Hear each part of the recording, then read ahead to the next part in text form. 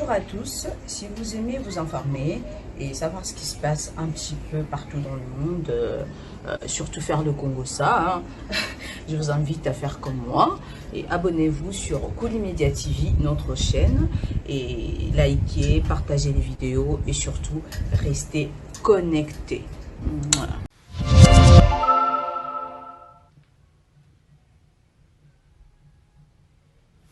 No comments. No comments.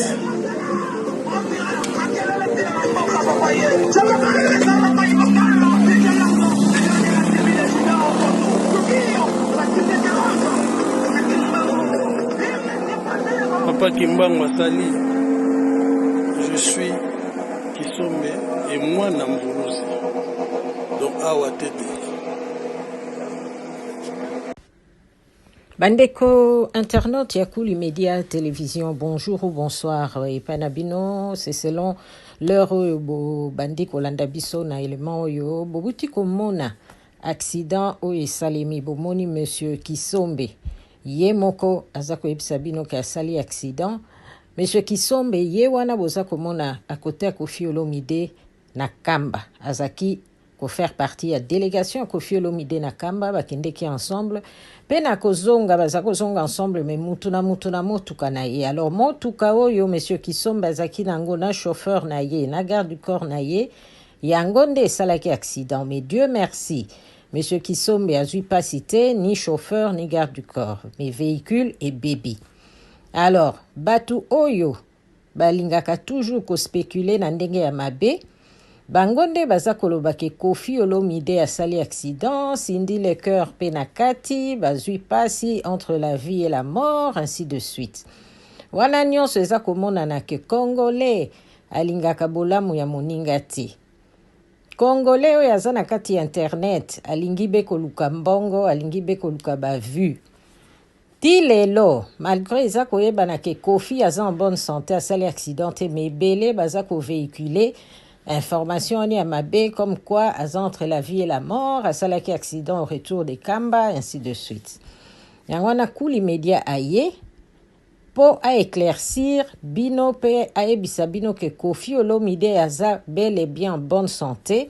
Il est sain et sauf, ainsi que Cindy et toute la délégation, je peux dire même monsieur Kisombe est en bonne santé. Akutanaki na accident, mais baza bango nyonso bien, bakomai kisasa bien.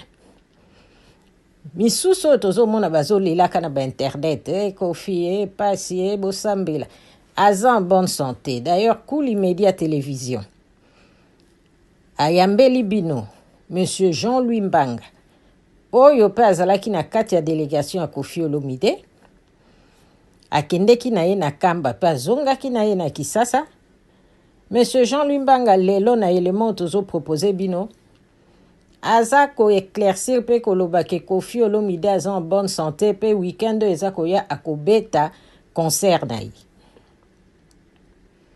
Tozotika bino bolanda monsieur Jean-Louis po ba spéculation pe ba information nyonso ya mabe eza koleka na internet esila. Koffi Olomide awutaki Kamba alobaki bien na mona ye atiki mikumba na ye nyonso na Kamba, asengaki chef spirituel Monsieur Simon Kimbangu que azonga na mikumba na ye nyonso na Kisasa te. Makambo nyonso ya mabe mikumba milelo nyonso ba manka sommeil atangaki etikala na Kamba ye azonga bien pe azongi bien en bonne santé. Totiki monsieur Jean-Louis alobela bino po yazaka toujours na sima Koffi Olomide po boyoka vraie information pe ba spéculation ici là. Alors, chers amis, de partout où vous vous trouvez, na pesi bino mbote, comme on a Jean-Louis, naza moko délégation kendeki Kamba na Koffi Olomide. Alors, na ezama mami pour nous congolais, mutema bendi comme niveau komeli, accéder comme na délégation to kendeki nango et comme gagne pain bato misusu baluka 10 francs, baluka 100 francs. La limite moto motango abimaka na tongo po akekeke para luka prévoir na moto ngi osala accident. Oui, accident komaki na moto ka moko délégation to kendeki nango vidéo et mon ebimi na réseaux sociaux comme on a vu qui sombe mwana ya papa na biso qui sombe yende mutu kanaye ou na kati na chauffeur na garde du corps parce là accident alors botika ko lokali wa ko filo midesiko azana bo nyonso bazo loba bona boye dimanche ba na Pullman na salon Congo ko faire beta kuna ba komona donc ce sont des fausses informations. Botika ko lela misuko daole la na internet ka po bato batala yo. So luka vu, luka besoin tika ko kuma ko fiki s'il vous plaît. Alors merci Nabino.